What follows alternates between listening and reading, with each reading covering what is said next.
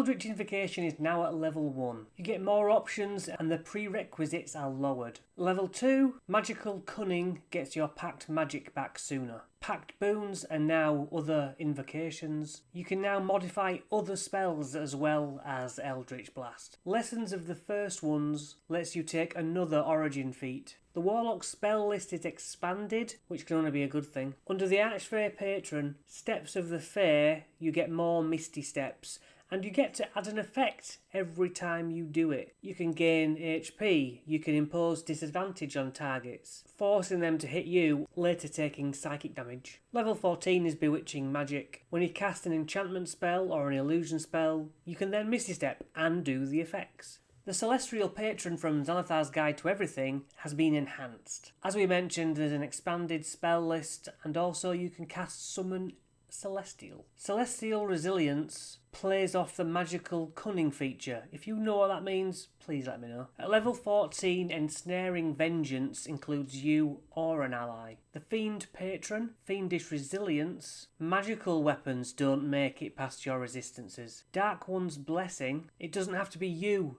who kills the enemy to get the temporary HP. The Great Old One's Patron, you can summon Aberration, and that includes a Mind Flayer with, I think, its own special stat block. And then this is where I kind of really lost the thread here.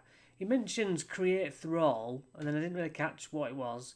Psychic spells, you can change its damage to psychic damage. Clairvoyant Combatant, you can heighten the damage done to a mind. Eldritch Hex will be disadvantage on saving throws. You can cast enchantment or illusion spells without actually using the somatic or the verbal component. Pretty good. So please feel free to clarify for everyone else in the comments what the hell all that means.